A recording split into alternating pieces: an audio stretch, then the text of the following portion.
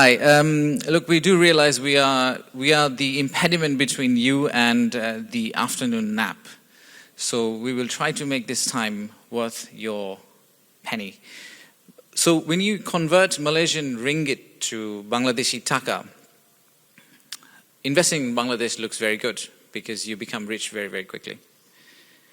The other thing that happens when you go to Bangladesh and try to invest, as you probably know, we are incredibly good in making clothes. So even if you don't get your returns back, you will definitely look much, much better, just like all of us who have traveled from Bangladesh. So I'd like to start with a small story. A story of a 22-year-old kid. He runs a small startup in Bangladesh, and he makes robotic arms and legs for the injured, people who have lost limbs. Interestingly enough, his products have traveled across the globe. The Malaysian supply chain of chips and semicons have been baked into his product. And more interestingly, the seed money for his business actually came from one of the subsidiaries of Axiata Group called R Ventures. So this is one small example of how Malaysian investment, the Bangladeshi youth got together to do something really good for the society. And this is exactly why we are here and we are excited about the future of our country. We genuinely think that the country is actually at an inflection point. And this slide will give you a sense of why we think the country is at an inflection point. Around 1990s, the indicators that Malaysia had are precisely the indicators that we have today.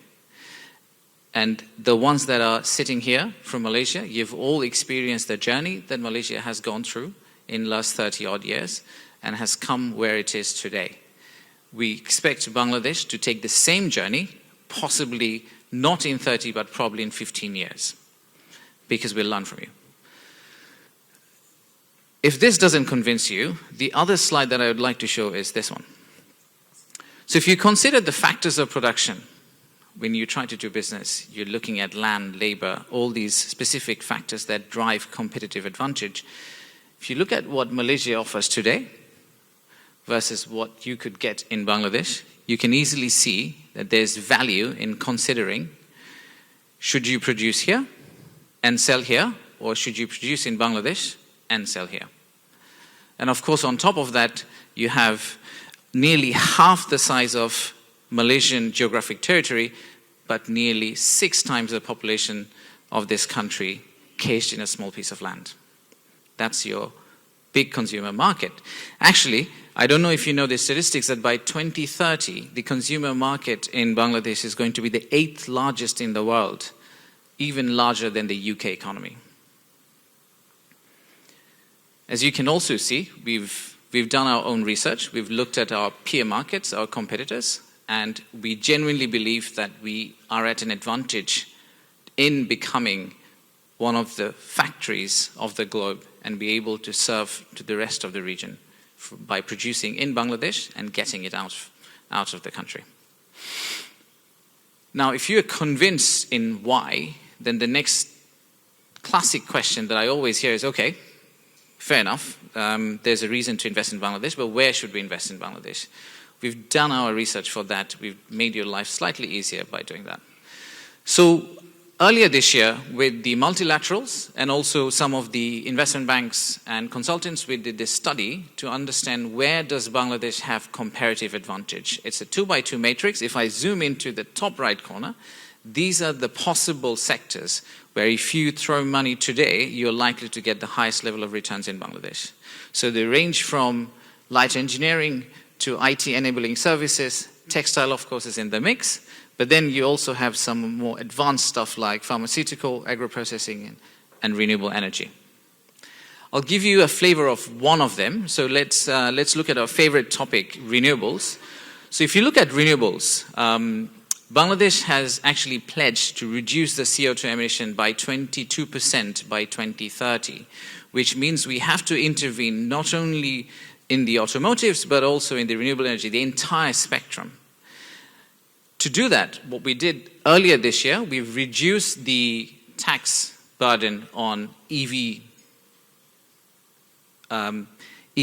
cars and EV tractors. So especially if you produce in Bangladesh, then the rates are significantly lower than the conventional vehicles and significantly lower than importing. So that's a hint.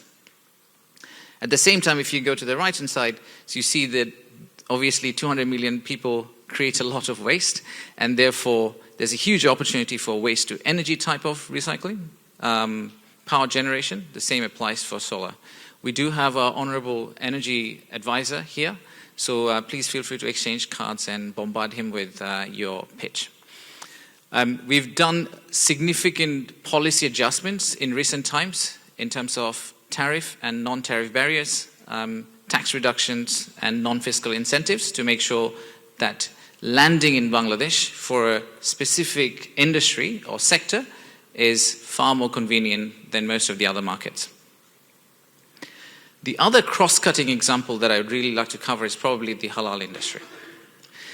Now, this is a statistics that most of the people actually don't know. So the conventional agricultural growth in our country, agricultural export from our country, is actually much faster and higher than most of these halal exporters. But that's conventional. Only about 100 companies in Bangladesh have currently a halal certification from JAKIM. But imagine if this 100 had another zero beside it. Imagine if we could create a dedicated halal economic zone, which we actually talked about this morning with your Honorable Prime Minister. So as these interventions come into play, we honestly think that there's huge opportunity for Malaysian halal businesses to move from here back to Dhaka, back to Bangladesh, potentially serve the Bangladeshi Muslim market, serve back the Malaysian Muslim market, and possibly serve the global halal market. So these are some of the examples that we wanted to show you. If you are convinced that, yes, the why checks out, the where checks out, then the next question is, how would you invest?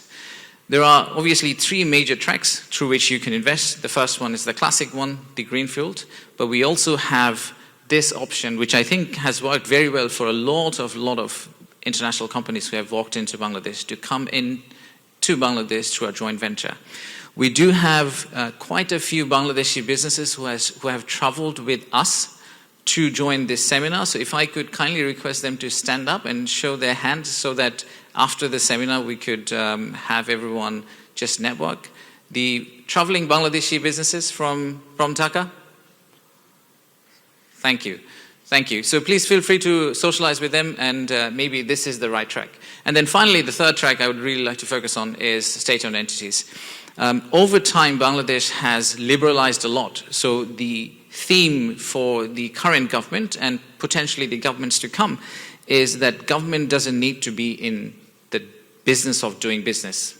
That needs to be given away to private sector. So a lot of state-owned entities we're now trying to actually monetize and allow private sector to come in. So there is a portfolio of state-owned entities that you can also look at, and please feel free to get in touch with us to talk about them. Timing-wise, we also believe this is the right time. The reason we believe this is the right time is because the inflations have started to go down. The exchange rate has remained very stable for about 12 months now. And at the same time, we have seen massive uptick in export out of Bangladesh, and a lot of which is because of the policy interventions and the logistic network improvement that we have experienced in the last few months. We do intend to, in the next 5 years, almost quadruple our port capacity, which then would make this number look like a small number. And if you do invest in Bangladesh, the other small table that I'm very proud of is this table. It is not a short game. You're not going to go in like a gambler and throw money in Bangladesh and get out next day. That actually doesn't give you a lot of return. But if you stick around, it is statistically proven that Bangladesh does give you a much higher return on equity relative to most of these companies' global business. So there's a clear trend that if you stick to Bangladesh, it is an emerging market. It is sometimes hard to land, sometimes hard to do business. But if you're able to navigate through that, then surely you can make way above return compared to your global business. So how can we help? The investor journey is obviously pretty long. I understand some of you are exploring, some of you are doing due diligence. Please feel free to go to bida.gov.bd or investbangladesh.gov.bd. That will give you all the research material that we have shared with you here today. We have set up something called an investor relationship management team. So if you reach out to us, we will assign a relationship manager for you who will help you walk through the government alleys so that you don't have to try to figure out who do you need to talk to and which license do you need to get to start doing business in Bangladesh. This is a new addition to our arsenal, and we are really excited about it, and we do think that that will make the investor journey much, much easier. So that's kind of our how. The three people that you probably need to know are these three people. We do have the commercial counselor based out of Kuala Lumpur, who will be your primary point of contact from here. At the same time, we do have a team in BIDA who is specifically assigned to support the Southeast Asian clients, and they'll be very happy to answer your questions, help you walk through the investment process and policies in Bangladesh. I did see a lot of people videotaping, but I always have this. I should have probably have it at the beginning of the presentation so that no one had to videotape my presentation. You can actually scan the QR code and download it. It's available for everyone to have a look. Look, this is a pitch to invest in Bangladesh, and I genuinely believe the only way we can complete this pitch is if we have a Malaysian investor who has gone into Bangladesh. And hopefully we'll hear from them. Hopefully they've had a very good experience. So that's why my part 2 of presentation would be given by an investor who has invested in Bangladesh. So may I request Vivek to come on stage and kindly join me in presenting. Thank you. Thank you very much.